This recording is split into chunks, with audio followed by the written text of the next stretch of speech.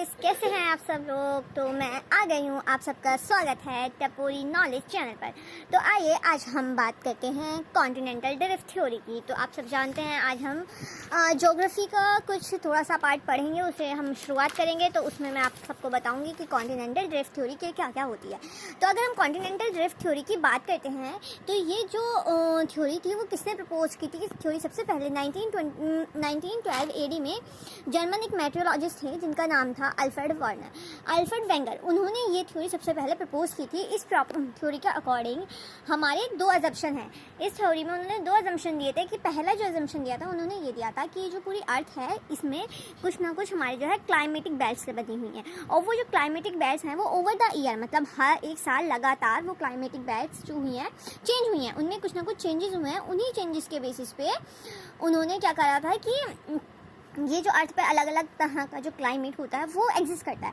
फिर लेकिन जब कुछ लोगों ने इस रेफरेंस को लेकर रिसर्च की तो उनका जो ये एजम्पशन था वो गलत प्रूफ हो चुका था। उनके अकॉर्डिंग जैसे ये टॉरिड रीजन है, टेम्परेट पोलर और ये इधर पोलर है, ये सारा उन्होंने इस तरह से किया था। बट जो मेन उनका एजम्पशन है वो है उनका सेकेंड एजम्पशन, जो कि वो क्या था, उनका जो सेकेंड एजम्पशन में उन्होंने बोला था कि may be the continent would have drifted over year. कि उन्हें ऐसा लगता है कि जो कॉन्टिनेंट है मतलब जो पूरी दुनिया है मतलब जो कॉन्टिनेंट है वो साल दर साल का मतलब ग्रेजुअली एवरी ईयर ड्रिफ्ट होने शुरू हुए हैं। हर एक साल वो धीरे धीरे ड्रिफ्ट हुए हैं, उनके अकॉर्डिंग ये था। इन्होंने ये पब्लिश किया था अपना ये अजम्पशन जो उनका पब्लिश हुआ था वो 1920 से 21 एडी के बीच में ही कहीं ना कहीं पब्लिश हुआ था।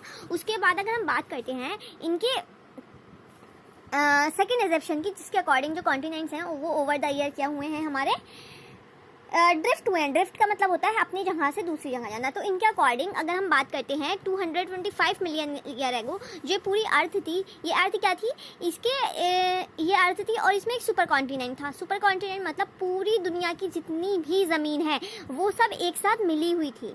पूरी दुनिया की सारी ज़मीन क्या थी, एक साथ मिली हुई थी, ज्वाइंट बनाकर एक सुपर कॉन्टिनेंट बना रही थी। जो ज़मीनी वाला हिस्सा था, जो लैंड एरिया था अर्थ का, वो पूरा जुड़ा हुआ था, और जो वो कॉन्टिनेंट बनाता है उसे सुपर कॉन्टिनेंट या पैंजिया कहते हैं। वहीं जितना भी वाटर बॉडी वाला जो एरिया है वो सब एक अलग साइड से था, और उसको वाटर बॉडी वाले एरिया को पूरा वाटर बॉडी एक ही साथ था, उसको क्या कहते हैं हम, सुपर वाटर बॉडी या सुपर ओशन, और उसका नाम क्या था, पैंथेलासा। यहाँ पे क्या था, Pangaea, and this one is Panthalassa. ये कौन से पीरियड की बात करें, अगर हम बात हुई है ये है परमियन पीरियड की। वहीं अगर हम और आगे आ जाते हैं 200 मिलियन ईयर एगो की बात करते हैं तो उनके अकॉर्डिंग जो अर्थ है इसमें कुछ ना कुछ फोर्सेस लगे या कुछ ऐसी चीज़ें हुई हैं कि जो हमारा कॉन्टिनेंट है वो 2 पार्ट में डिवाइड हो गया। जब 2 पार्ट में ये डिवाइड हो गया, नॉर्थ और साउथ, क्या था, north continent and south continent. जो हमारा नॉर्थ वाला था उसे क्या नाम दिया, लॉरेशिया। क्या नाम दिया उसे, लॉरेशिया। जो सुपर कॉन्टिनेंट 2 पार्ट में डिवाइड हुआ, एक नॉर्थ और एक साउथ।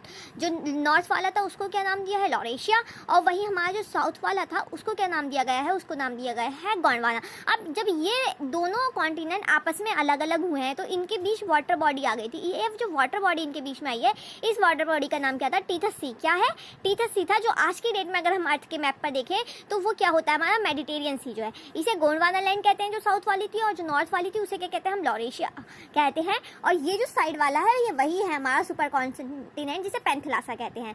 अच्छा, ये कहा जाता है कि जो पैंथेलासा है वो आज प्रेजेंट डे का जो पैसिफिक ओशन है वही उस टाइम का पैंथेलासा था। आई होप आपको इतना सब क्लियर हो गया होगा। वहीं अगर हम आगे बात करते हैं 150 मिलियन ईयर एगो की बात करते हैं तो जो हमारा लॉरेशिया वाला पार्ट था, लॉरेशिया किसे कहते हैं, जो नॉर्थ वाला पार्ट था कॉन्टिनेंट का, वो 2 पार्ट में डिवाइड होगा। ईस्टवर्ड मूवमेंट हुई थी और वेस्टवर्ड मूवमेंट, ईस्टवर्ड मूवमेंट और वेस्टवर्ड मूवमेंट। बिल्कुल सेम वही चीज़ें हमारी क्या हुई, साउथ में भी ईस्टवर्ड मूवमेंट हुई कॉन्टिनेंट्स की, और इधर वेस्टवर्ड। जो वेस्ट की साइड मूव हुए उन्हें वेस्टवर्ड मूवमेंट कहा, जो ईस्ट की साइड मूव हुई उन्हें ईस्टवर्ड मूवमेंट कहा। और ये जो सारी चीज़ें हुई है कौन से पीरियड में हुई थी, ये होती है जुरासिक पीरियड में। अगर हम आज की बात करते हैं, जो लॉरेशिया वाला पार्ट है, लॉरेशिया की अगर हम बात करते हैं, लॉरेशिया में कौन सा था, देखो हमारा क्या था, नॉर्थ वाला था। तो नॉर्थ में हमारा क्या आ जाता है, नॉर्थ अमेरिका आ जाता है, ग्रीनलैंड आ जाता है ये, और इधर ये आता है यूरेशिया आ जाता है। वही अगर हम गोंडवाना लैंड की बात करें तो इसमें हमारा साउथ अमेरिका है, और ये हमारा क्या है, अफ्रीका है, और ये क्या है, हमारा इंडिया वाला सब कॉन्टिनेंट है, एंड ये क्या है, ये साउथ अमेरिका है, ये अफ्रीका है, ये मेडागास्कर है, और ये क्या है, ये इंडिया वाला पार्ट है, और ये क्या है, ऑस्ट्रेलिया। नहीं हाँ ये ऑस्ट्रेलिया वाला है, ये अंटार्कटिका वाला है, ठीक है। तो ये सारी चीज़ें हैं कि लॉरेशिया में और गोंडवाना में आपके क्या क्या हैं। वहीं अगर हम प्रेजेंट डे की बात करें तो इसी तरह से धीरे धीरे हमारे क्या होते गए, जो कॉन्टिनेंट है वो ड्रिफ्ट होते चले गए। अगर हम आज की डेट में देखें तो वो हमारा 65 मिलियन ईयर एगो हमारी जो पूरी अर्थ है वो इस तरह से क्या हो गई थी क्रिटेशियस पीरियड में। ये कौन से पीरियड की बात है? क्रिटेशियस पीरियड की बात है। क्रिटेशियस पीरियड में हमारे सारे कॉन्टिनेंट फुल्ली क्या हो गए थे, डेवलप्ड हो गए थे। जैसे हमारा अटलांटिक ओशन है 5 to 8 है, और ये क्या है हमारा इंडियन ओशन है, एक्सपेंड होने शुरू हो गए। और पैसिफिक ओशन क्या होने लगा, कॉन्ट्रैक्ट होने लगा। कॉन्ट्रैक्ट का मतलब क्या होने लगा, सिकुड़ने लगा। और हमारा अटलांटिक और इंडियन ओशन क्या होने लगे, एक्सपेंड होने लगे, मतलब फैलने लगे।